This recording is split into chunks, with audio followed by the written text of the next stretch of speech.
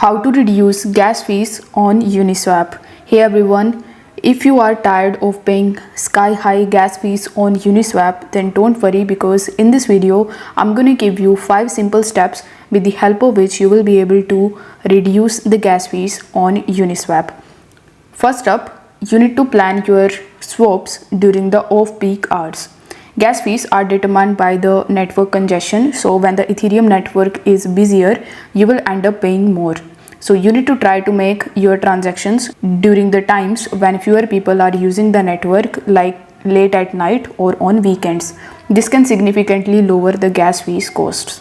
Another way to save is by setting a custom gas price. So when making a transaction, you don't have to accept the default gas fee suggested by the network. Instead, you need to lower the gas price slightly and be patient.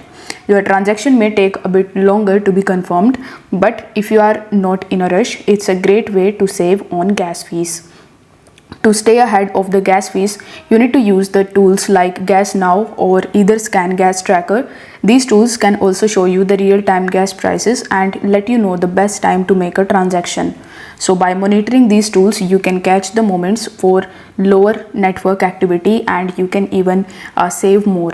You can consider using layer 2 scaling solutions like Arbitrum, Optimism, or even JSync, which are compatible with Uniswap. These layer 2 networks allow you to trade with significantly lower fees than the Ethereum mainnet, so they are faster and most cost effective, making them a great option for frequent traders.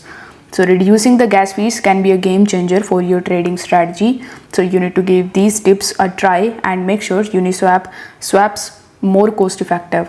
If you found this video helpful, then don't forget to subscribe for more crypto tips. I will see you in the next one.